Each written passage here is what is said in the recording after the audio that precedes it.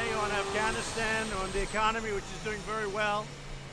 We have the strongest economy by far in the world. The tariffs have cost nothing, in my opinion, or certainly very little. We have import prices from and through July, all the way through July, and they're down 1.8%, so that the import prices have actually gone down. China is eating the tariffs because of monetary manipulation. Also, they're pouring a lot of money into their country because they don't want to lose jobs. They're losing, as you probably know because you reported it, but they lost over 2 million jobs in a short period of time. And they want to make a deal. We'll see what happens, but they definitely want to make a deal. I'd like to see Hong Kong worked out in a very humanitarian fashion. I hope President Xi can do it. He sure has the ability, I can tell you that from personal knowledge. He certainly has the ability to do it if he wants to. So I'd like to see that worked out in a humanitarian fashion. I think it would be very good for the trade deal that we're talking about. And other than that, if you have any questions.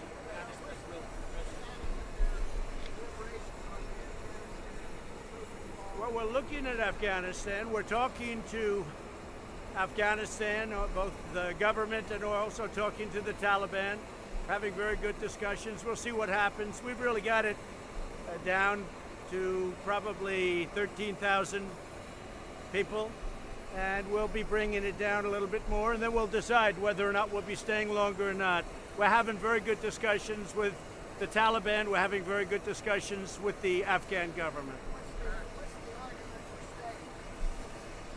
I think just that we've been there for 19 years. We're like a police force, and that's about it, frankly. I think it's very important that we continue intelligence there in all cases, because it is somewhat of a nest for hitting us. If you look at what happened with the World Trade, it essentially came out of Afghanistan.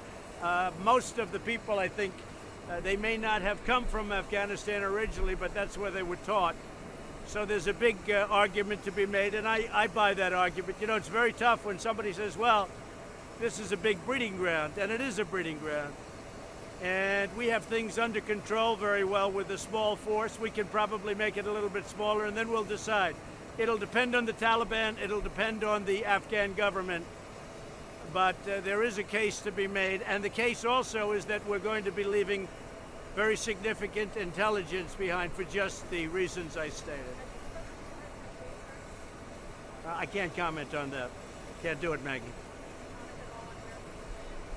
Well, I think President Xi obviously has this in mind because he probably would have acted faster. So I think he has at least something in mind having to do with trade, because it's something he could do fairly easily. It could be, unfortunately, very ruthless. So I do think it plays on his mind, and I do think he is thinking about what I've had to say. It would have an impact on trade. There's no question about it. A little louder, Maggie. Well, Greenland, I don't know, it got released somehow. It's just something we talked about. Denmark essentially owns it. We're very good allies with Denmark. We protect Denmark like we protect large portions of the world. So the concept came up, and I said certainly I'd be, strategically it's interesting, and we'd be interested, but we'll talk to them a little bit. It's not number one on the burner, I can tell you that. Well, a lot of things could be done. I mean, essentially it's a large real estate deal. A lot of things could be done. It's hurting Denmark very badly because they're losing almost $700 million a year carrying. So they carry it at a great loss. And strategically for the United States, it would be nice. And we're a big ally of Denmark, and we help Denmark, and we protect Denmark, and we will. In fact, I'm supposed to stop. I'm thinking about going there. I'm not necessarily definitely going there, but I may be going. We're going to Poland, and then we may be going to Denmark. Not for this reason at all, but we're looking at it. It's not number one on the burner.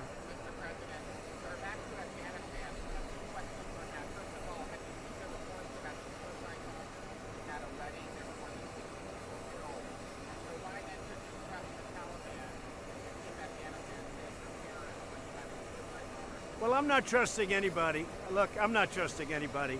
It's a horrible situation that's going on in Afghanistan. It has been for many years.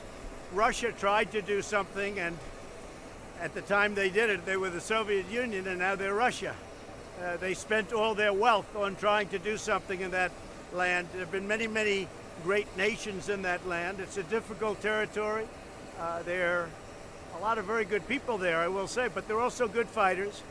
We have it very much under control as far as what we're doing, but the rest is, a lot of bad things happen in Kabul. A lot of bad things are happening in Afghanistan, and some very positive things. But we're there for one reason. We don't want that to be a laboratory, okay? It can't be a laboratory for terror. And we've stopped that, and we have a very, very good view. I mean, some things are going to be announced over the next couple of weeks as to what happened, who's been taken out. A lot of people have been taken out that were very bad, both ISIS and Al-Qaeda. Senator Lindsey Graham said that for you to withdraw the U.S. troops from Afghanistan and accept the Taliban would be the biggest mistake since Obama ran nuclear. Well, I guess that means Lindsey's a very tough man, isn't he, huh? Okay, what else?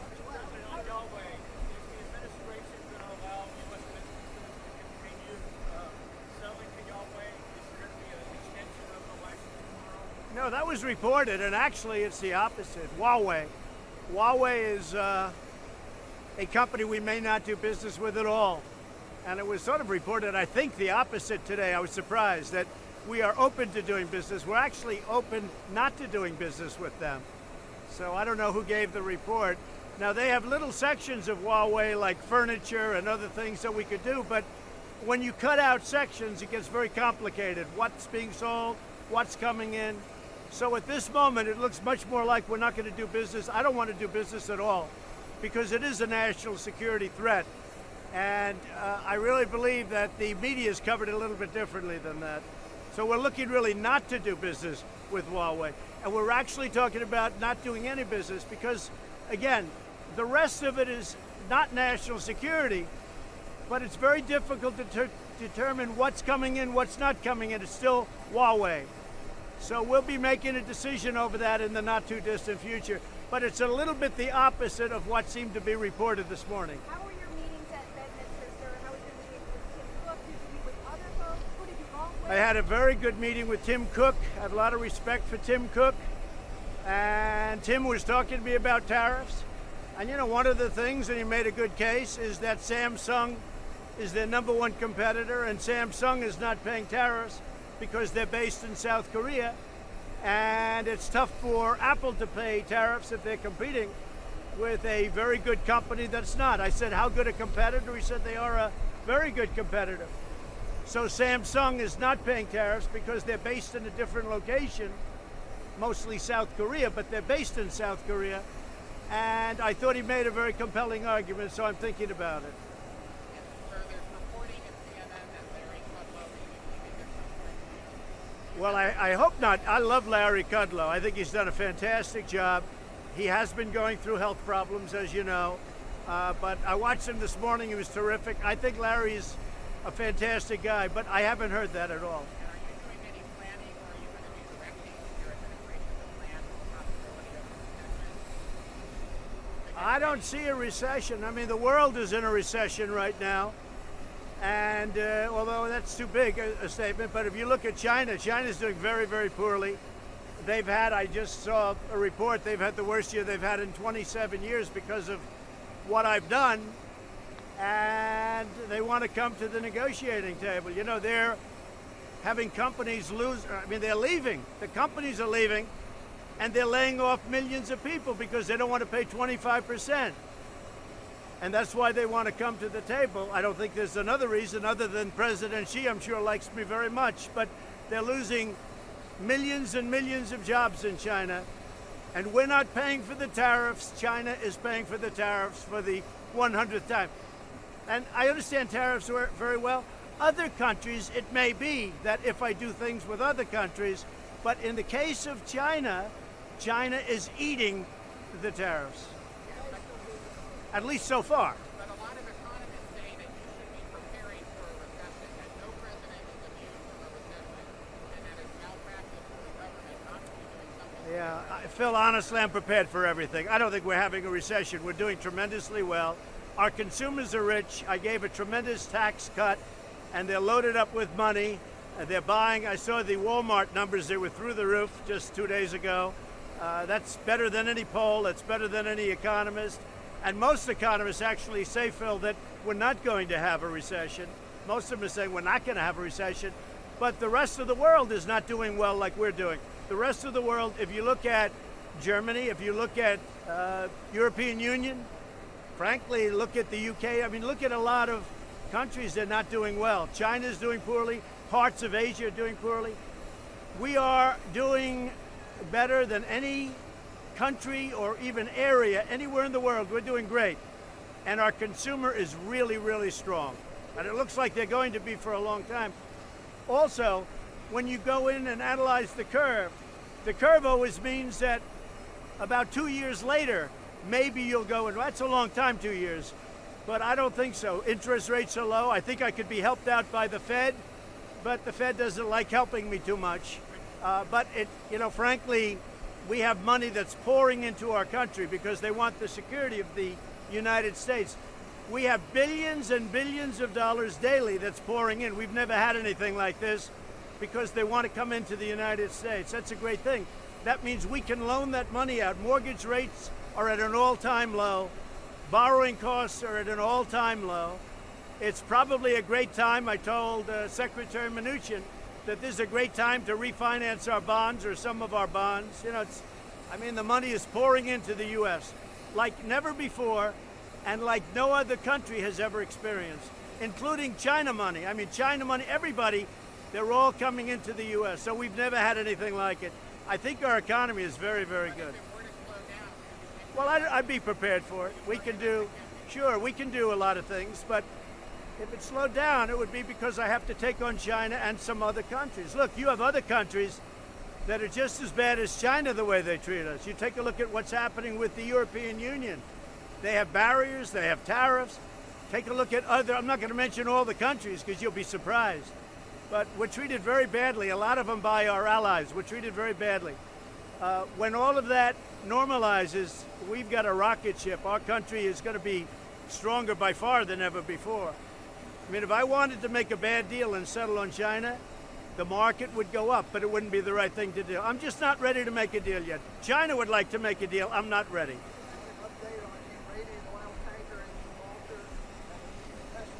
No update other than Iran would like to talk. Also, I have to say China wants to talk, but Iran would like to talk. They just don't know quite how to get there. Look, they're very proud people, but their economy is crashing. It's crashing. Inflation is through the roof. They're doing really badly.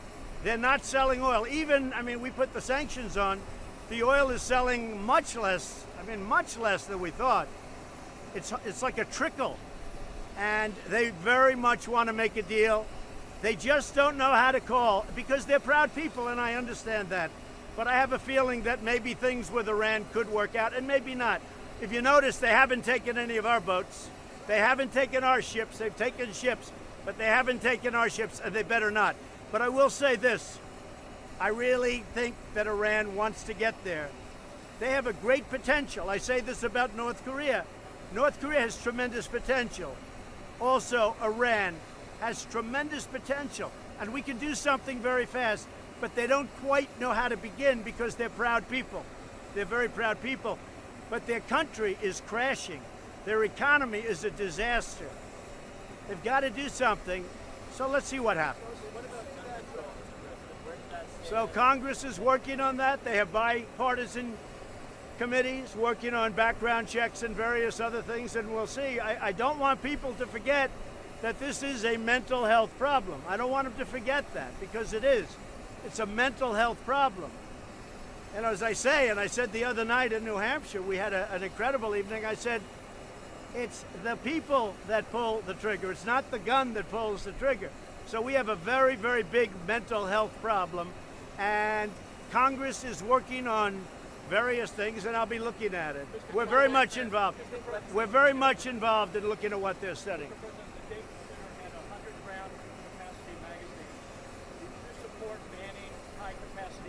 Well, we're going to look at a whole list of things, and I'll make a determination then. But I will say Congress is now, as you know, meeting in a bipartisan way. We'll see what happens.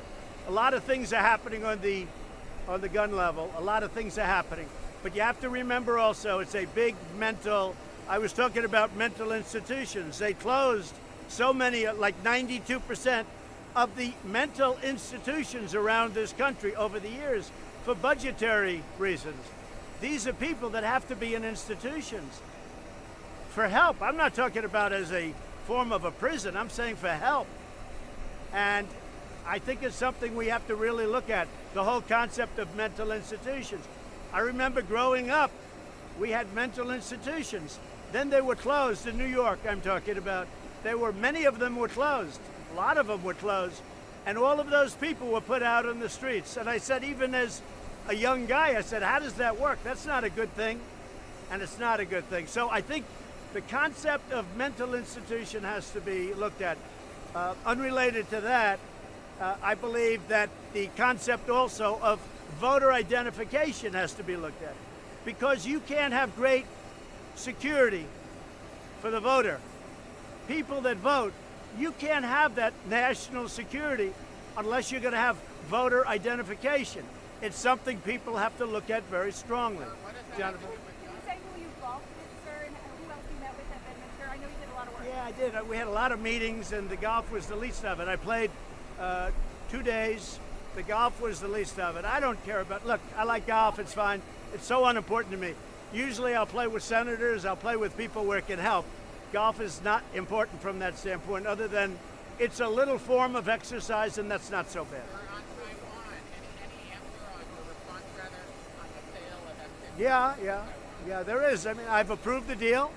The deal is approved, got to be approved by the Senate, but I've approved the deal. It's $8 billion.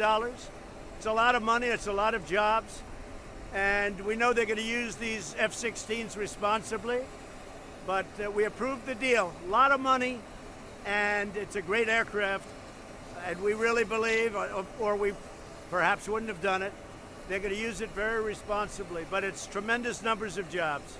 It's $8 billion. You brought up voter ID laws in the context of the country. No, just I said unrelated. I wanted to bring that out while I'm here with you. I think voter ID laws, if you look, voter identification.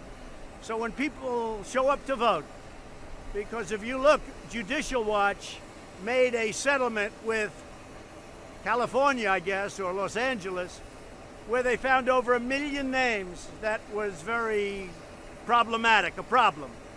And you just take a look at that settlement. That's a lot of names. You had people that were well over 100 years old that were voting, but we know they're not around any longer. So you have a lot of voter fraud. The way you stop it, the easiest way is voter identification.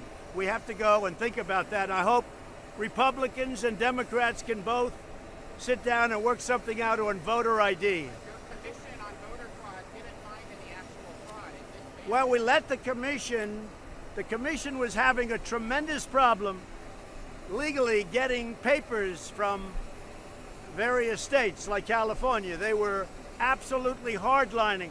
They didn't want to give this commission. It was just a quick commission headed up by Vice President Pence to look at voter fraud. The problem the commission had is we had to have a vast amount of lawyers, which I didn't want to bother with, because California and other states were giving up no information whatsoever. And the reason they weren't giving up information is because they were guilty. They were guilty of it, and they know they're guilty of it. Many, many people voted that shouldn't have been voted. Some people voted many times.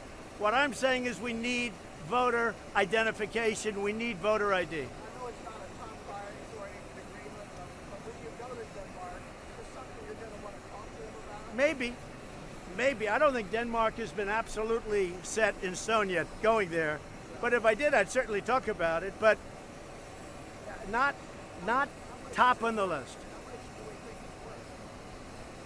We haven't gotten there yet. First, we have to find out whether or not they have any interest. Look, they're losing almost $700 million carrying it. That's a lot of money for Denmark. They're losing a tremendous amount of money, so we'll see what happens. This Fox News poll that I don't know what to make of polls at this point, but it's Well, Fox has always given me, I'll tell you, Fox is a lot different than it used to be, I can tell you that. Juan Williams. Then they have the wonderful woman that gave Hillary Clinton the questions. That was a terrible thing. And all of a sudden she's working for Fox. What's she doing working for Fox? Fox has changed. And my worst polls have always been from Fox. There's something going on at Fox, I'll tell you right now. And I'm not happy with it. I don't know what's happening with Fox, but when they have like a Juan Williams, who's never said a positive thing, and yet when I show up at the Fox building, he's out there, oh, sir, could I have a picture with you? Could I have a picture? And he was 100% nice. I mean, you've never asked me for a picture. I have not. Should the Murdoch change the management at Fox, or will they No, they have to run it the way they want to run it. But Fox is different. There's no question about it. And I think they're making a big mistake because Fox was treated very badly by the Democrats. Very, very badly, having to do with the debates and other things. And I think Fox is making a big mistake because, you know, I'm the one that calls the shots on the really big debates. I guess we're probably planning on 3 of them. And I'm not happy with Fox. I'm certainly happy. I think Sean Hannity and Lou Dobbs, and I think Tucker Carlson and Laura and Jesse Waters and Janine. We have a lot of great people. Even Greg Gutfeld, he wasn't good to me 2 years ago. Now he sees all I've done. He said, would you rather have a great president or a nice guy? I don't know. I think I'm a nice guy. But nobody's done in 2.5 years what I've done. And I say that a lot, and very few people can challenge it.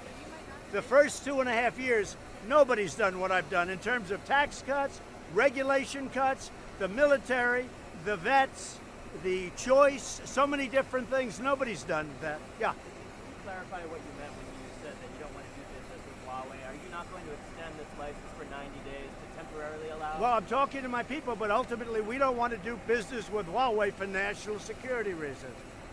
But not even a temporary extension? We'll see what happens. I'm making a decision tomorrow. It could be temporary, could be, and maybe not.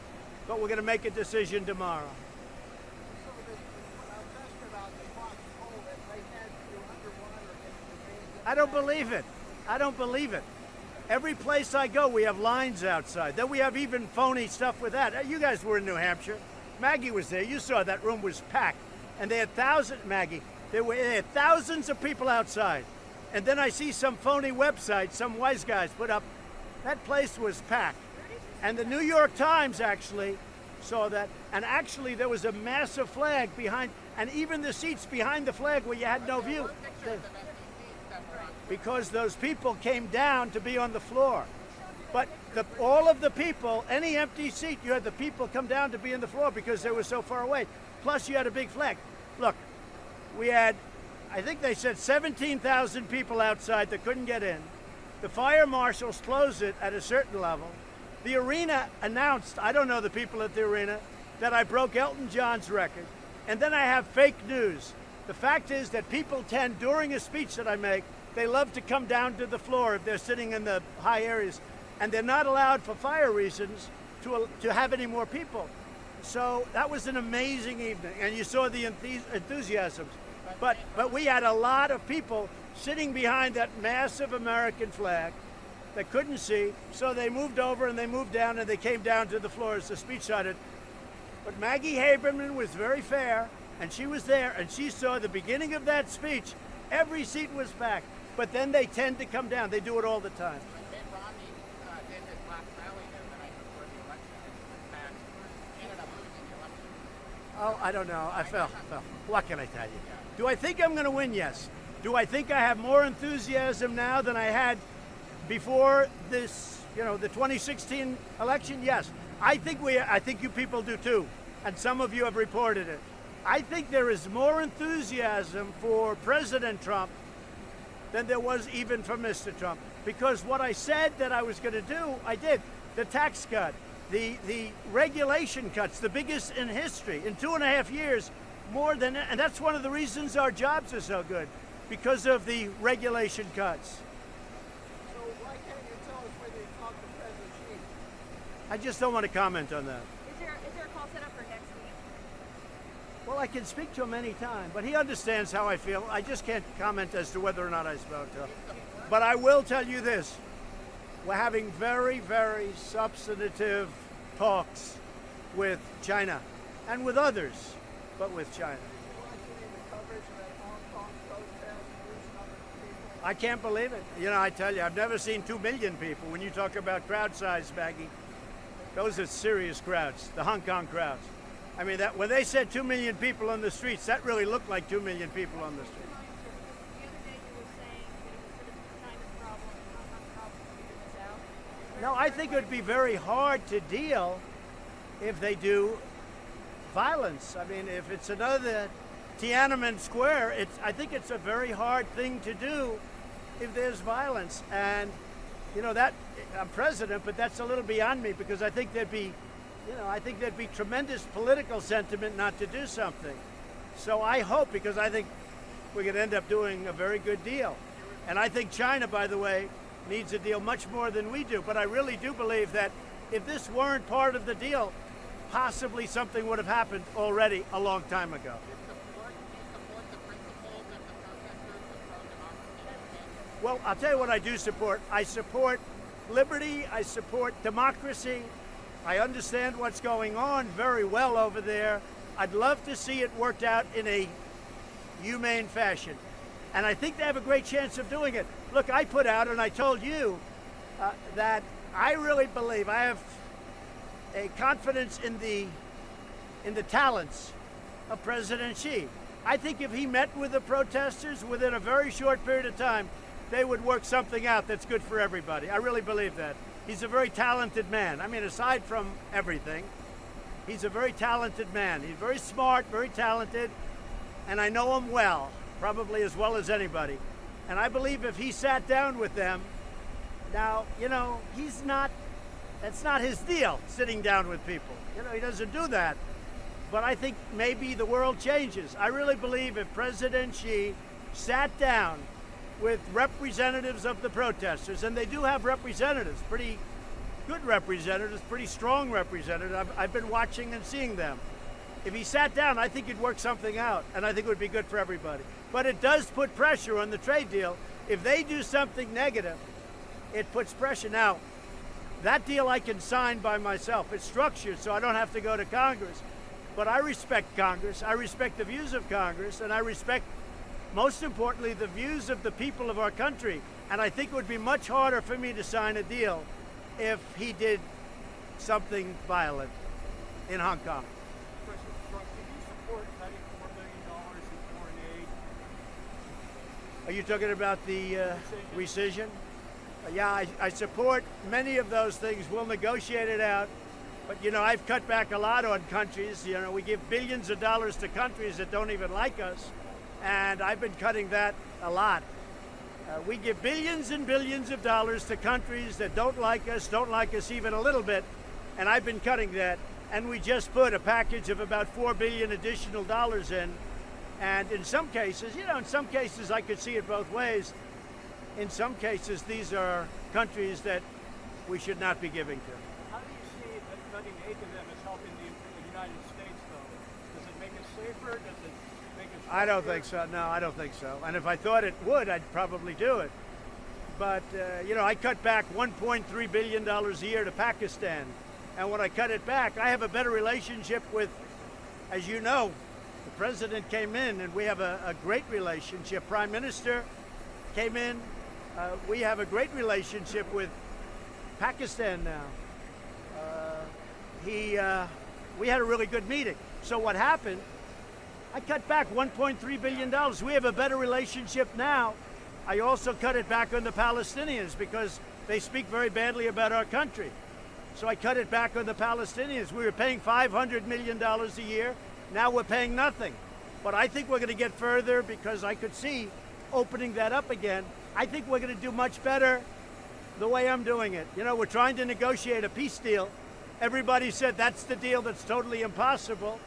They talk about a deal between the Palestinians and the Israelis as the toughest deal you could possibly do, no matter what deal you're talking about.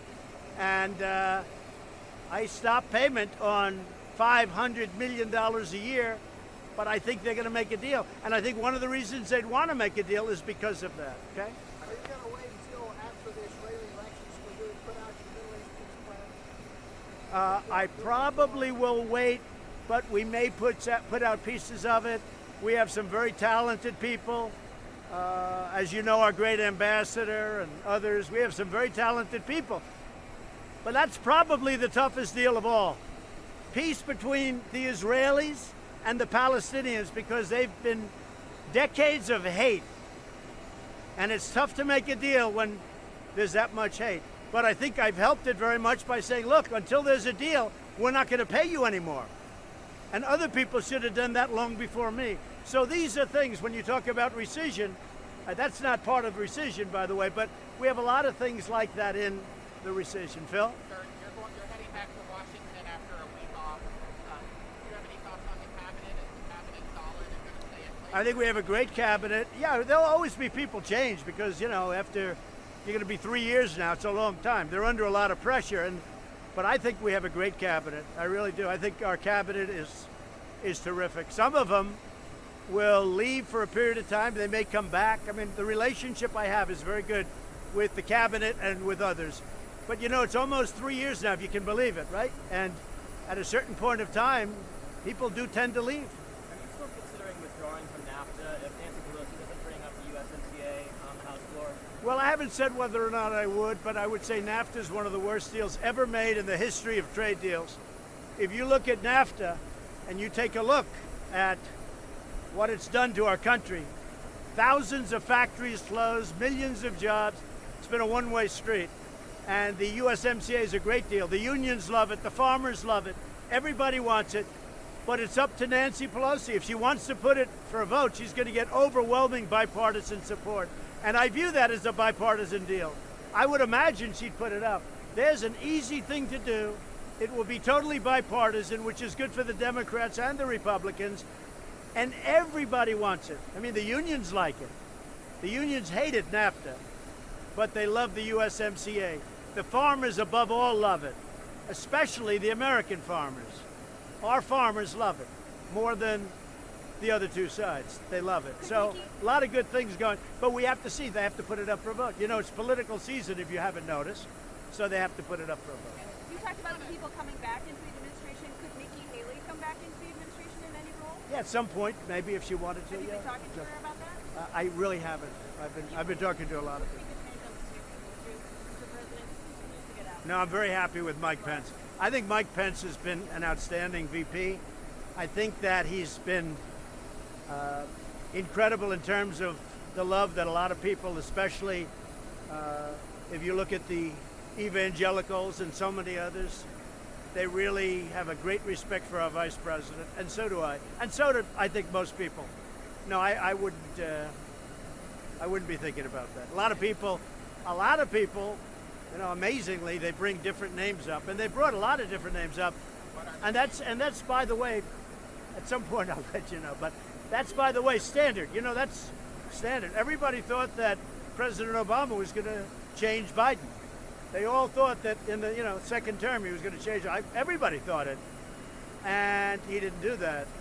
But no, I'm very happy with Mike Pence. Okay, thank you all. Thank you. Be a little clearer on the gun position. I don't The which one? your position on background checks and guns. So, Congress is looking at it very strongly, bipartisan. I put in certain parameters which you somewhat know about. I'm also very, very concerned with the Second Amendment, more so than most presidents would be. People don't realize we have very strong background checks right now. You go in to buy a gun, you have to sign up. There are a lot of background checks that have been approved over the years. So I'll have to see what it is. But Congress is meeting, bipartisan. A lot of people want to see something happen.